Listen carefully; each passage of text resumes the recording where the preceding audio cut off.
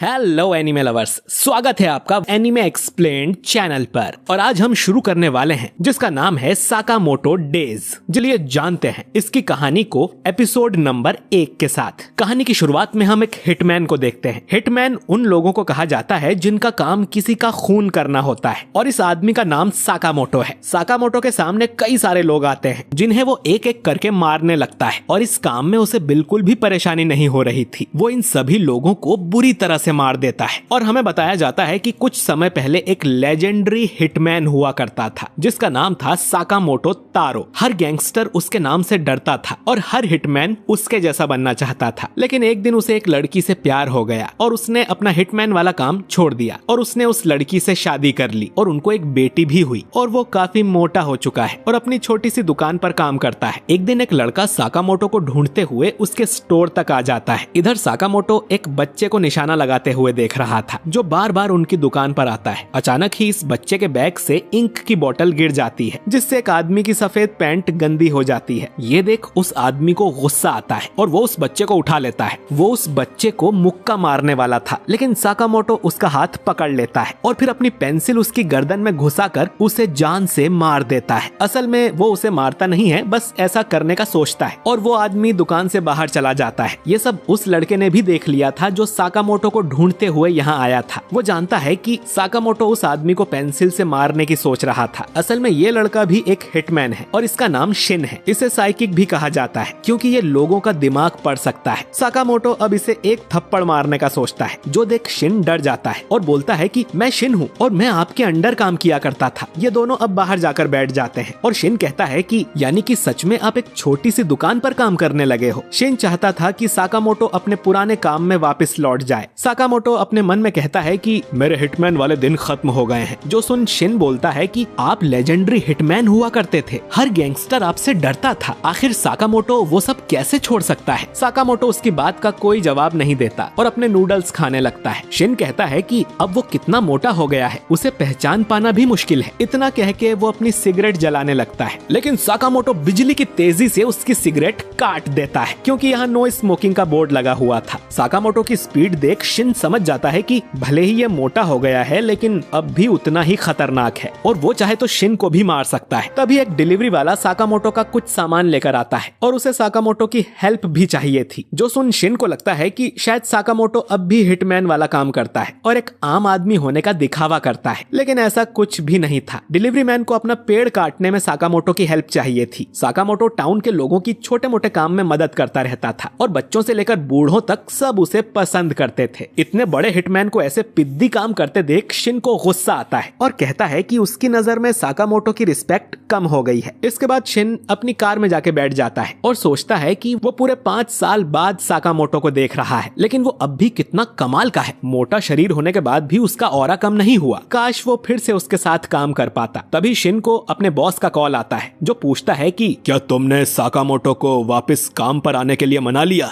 Shin कहता है कि नहीं, जिस पर उसका बॉस कहता है कि तो फिर उसे मार दो। अगर कोई हमारी गैंग छोड़कर जाता है तो हम उसका सफाया कर देते हैं, यही हमारी दुनिया का नियम है। और अगर ये काम शिन नहीं कर सकता तो वो किसी और को भेज देगा। शिन को असल में साकामोटो को मारने ही भेजा गया था लेकिन वो उसका बहुत बड़ा फैन है और ऐसा नहीं करना चाहता। लेकिन काफी सोचने पर शिन समझ जाता है कि उसके पास और कोई ऑप्शन नहीं है। अगर उसने साकामोटो को नहीं मारा तो कोई और मार देगा, तो अगर साकामोटो को मारना ही है तो ये उसी के हाथों होना चाहिए। अगली सुबह शिन वापस साकामोटो की दुकान पर पहुंच जाता है जहां उसकी वाइफ कहती है कि तुम तो कल भी आए थे ना, पर शिन उसका कोई रिप्लाई नहीं देता और अपनी गन में साइलेंसर लगा के स्टोर के अंदर चला जाता है। शिन साकामोटो से कहता है कि वो आज टाउन छोड़कर जा रहा है, तो वो जाने से पहले साकामोटो को गुड बाय बोलने आया था। इसके बाद वो साकामोटो पर गोली चला देता है लेकिन साकामोटो अपनी मुंह की कैंडी को बाहर थूक देता है जो उस गोली से टकराकर उसकी दिशा बदल देती है। इसके बाद वो शिन पर एक आइसक्रीम फेंक कर मारता है और उसके सामने से गायब हो जाता है और शिन उसका माइंड भी रीड नहीं कर पा रहा था। अब शिन का थोड़ा ध्यान बटाकर साकामोटो उसके पीछे से आता है और उसके मुंह पर एक जोरदार लात मार देता है जिससे शिन दूर जाकर गिरता है और कहता है कि पता नहीं वो क्या सोचकर साकामोटो से लड़ने आया था। इसके बाद शिन बेहोश हो जाता है। शिन को जब होश आता है तो वो साकामोटो के घर में था जो उसकी दुकान के ऊपर वाले फ्लोर पर ही है। शिन को साकामोटो की फैमिली के साथ डिनर करने बुलाया जाता है और शिन को समझ नहीं आता कि साकामोटो उसे अपने घर क्यों ले आया। कहीं इस खाने में जहर तो नहीं। लेकिन उसके शरीर पर पर जहर का असर नहीं होता। शिन जब खाना खाता है तो वो उसे काफी टेस्टी लगता है। शायद उसने कई दिनों बाद घर का खाना खाया था और साकामोटो का भी पहली बार यही रिएक्शन था। शिन को आज ये खाना खाकर इतना अच्छा लग रहा था जितना उसे कभी कोई काम करके नहीं लगा, और अब उसे समझ आ जाता है कि इन छोटी छोटी खुशियों के लिए ही साकामोटो ने वो काम छोड़ा था। डिनर के बाद शिन साकामोटो को खाने के लिए शुक्रिया बोलता है और जाने लगता है। साकामोटो उसे एक बोर्ड दिखाता है जिस पर लिखा था थैंक यू, फिर जरूर आना। शिन अपनी गैंग के पास चला जाता है जहाँ उसका बॉस उसे काफी डांट लगाता है कि तुम उसे मार क्यों नहीं पाए।